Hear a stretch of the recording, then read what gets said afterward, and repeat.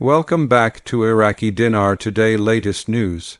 As we begin, it is important to set the tone for what has emerged from recent reports, which describe a development occurring quietly within parts of the banking system. These accounts suggest that certain high-level clients inside major financial institutions are undergoing private Iraqi dinar exchanges, carried out without any public notice or formal announcements. While unconfirmed by official sources, the information has circulated widely enough in community discussions to warrant a closer, measured look at what is being claimed and why the process, if genuine, would be unfolding in a discreet manner. To understand why these reports carry weight within the dinar community, it helps to recall how long the conversation about Iraq's currency has been ongoing. For years, discussions have revolved around Iraq's economic rebuilding, its monetary policies, and the potential for reintegration into broader global financial systems. Many followers of the topic have monitored governmental and banking developments, searching for concrete indications of progress. Despite the long history of speculation, most public information has remained slow, and many have waited for something that signals a more tangible shift behind the scenes. The emerging narrative suggests that movement may be occurring privately rather than publicly. According to these insider-style reports, a major financial institutions, specifically Chase Bank, is claimed to have initiated exchanges for select clients classified at higher banking tiers. These exchanges reportedly do not appear on public currency boards, are not available to standard customers, and remain insulated within internal banking departments. While the institution itself has issued no statement confirming such activity, the idea of restricted internal actions aligns with how banks often test systems they do not yet intend to roll out broadly. These accounts describe a process that would normally take place within private banking divisions, wealth management offices, and internal approval channels reserved for individuals or entities with substantial holdings and verified financial profiles. Transactions of this nature, if occurring, would not be processed through front desk tellers or through traditional consumer-level services. Instead, they would unfold inside departments where compliance officers closely track each step to ensure all regulatory requirements are met before broader access could ever be considered. A concept referred to within financial circles as a quiet liquidity stage is often mentioned in relation to situations like these. This stage involves running limited transactions to test internal systems, verify rate calculations, and prepare operational frameworks, without creating public movement that could trigger confusion or sudden demand. If a bank were testing processes associated with a currency shift, confidentiality would be expected. It would allow the institution to evaluate data, confirm system stability, and ensure that no premature public reaction disrupts ongoing operations. What makes this development noteworthy is not the claim that public exchanges are imminent, but rather the assertion that internal testing may have begun. Historically, when banks conduct such internal phases, they follow a controlled phase structure that gradually expands only after verification benchmarks are met.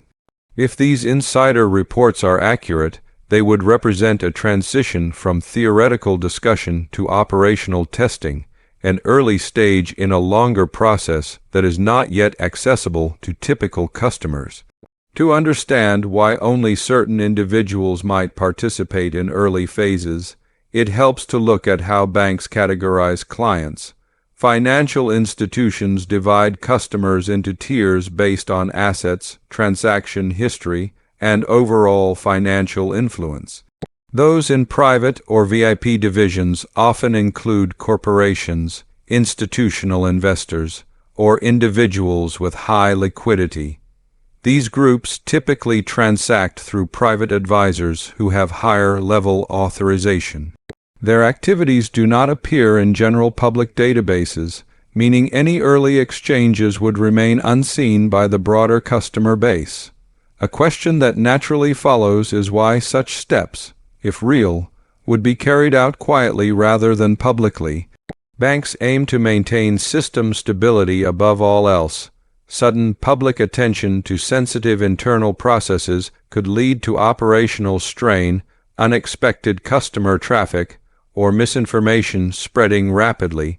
For this reason, early activity tends to occur in a limited environment where the institution can manage its internal workload, test capacities, and prevent unnecessary disruption while gathering the data it needs. The current conversation also raises questions about what such activity would mean for everyday holders of the Iraqi dinar. The central takeaway is that insider reports, if accurate, do not indicate that a public window has opened or is scheduled. Instead, they suggest that a preliminary internal phase may be underway, serving as a technical checkpoint rather than a public milestone. For the general public, the situation remains unchanged until official channels state otherwise.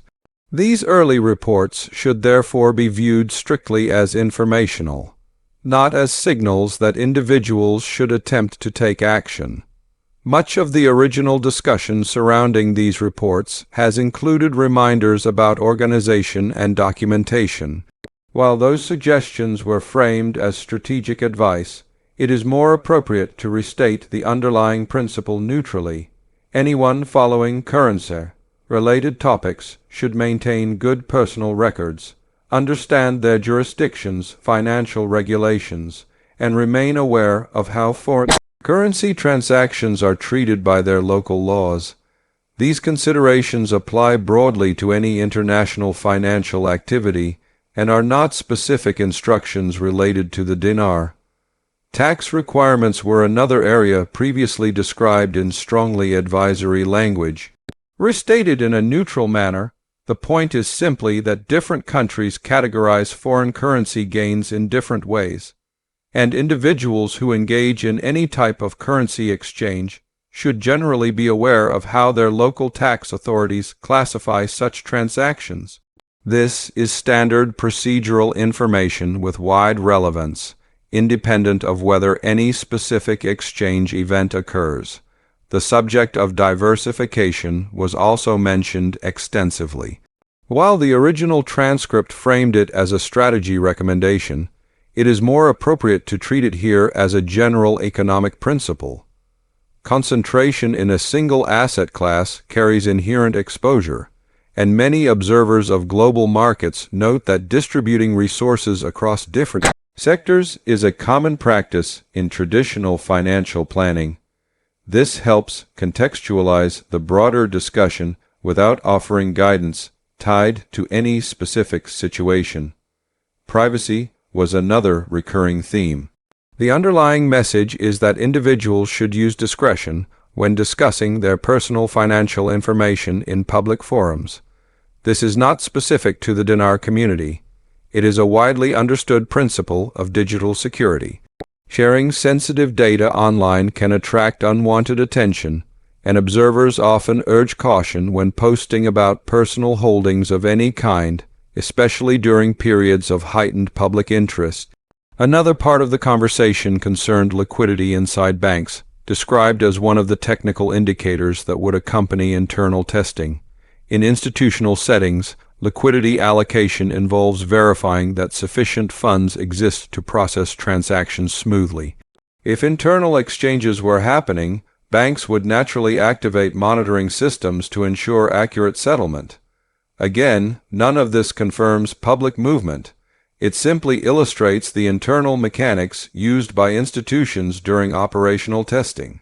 The report also addressed the emotional challenges many long-term followers of the dinar topic have experienced over the years. Extended periods of speculation, conflicting reports, and shifting expectations have contributed to understandable fatigue. The new insider claims have generated discussion because they differ from the usual cycles of rumor, but caution is still essential. Without public confirmation, the information remains part of a developing narrative rather than definitive proof of upcoming change. There has also been speculation about the possible scale of transactions involved in any such VIP testing. Although specific details are never disclosed for privacy reasons, large institutions typically test internal systems with significant transaction volumes rather than minimal amounts.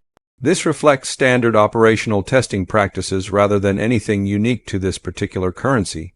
Looking ahead, some observers have mentioned the possibility of limited early access windows that may occur after internal testing phases in various financial scenarios. Such windows, if they ever occur in any context, are normally unpublicized and available only to select customers who meet certain institutional requirements. This description reflects historical banking practice rather than an indication that such a window is currently planned.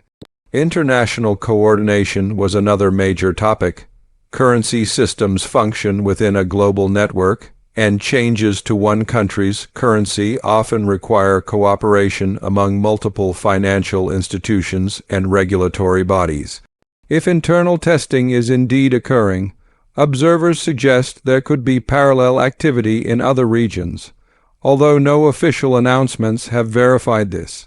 Much of the discussion surrounding preparation stems from a broader principle. When dealing with international financial processes of any kind, organization and documentation are always useful. Ensuring that records are accurate and identification is up to date is simply good personal administration. If any future exchange processes open publicly, proper documentation would naturally be required. The transcript also explored emotional responses that can arise during moments of heightened interest. People may react quickly based on fear or excitement, which can lead to misunderstandings or misinterpretations of emerging information. Observers often stress the value of remaining calm and relying solely on verified official sources rather than reacting to unconfirmed reports or speculation circulating online. Flexibility was described as another important mindset. In financial environments, timelines frequently shift due to regulatory review, institutional adjustments, or international factors. This applies broadly to many types of processes, not only to discussions surrounding Iraq's currency. Remaining open to change simply reflects an understanding of how global systems operate. As public awareness grows around stories like this, media attention often follows. Increased visibility can create waves of commentary, debate, and misinformation. Viewers who follow these topics are encouraged to differentiate between verified information and unverified claims. Staying informed through established and reliable outlets helps maintain clarity during rapidly evolving news cycles. Clear communication with professionals, such as tax experts or legal advisors, was also emphasized. Keeping accurate records and maintaining clear documentation is standard practice when managing any financial matter. This ensures accuracy and reduces the likelihood of misunderstandings or errors during formal processes. In summary, the circulating report claims that VIP-level Iraqi Dinar exchanges have begun quietly within Chase Bank, although there has been no public confirmation. The significance of this report lies in the assertion that internal systems may be active, not that public access has opened. Whether these insider accounts reflect a genuine shift or represent another stage of ongoing speculation remains unverified. Followers of the topic are encouraged to remain informed, approach the information with caution, and await official statements before making any assumptions about public availability.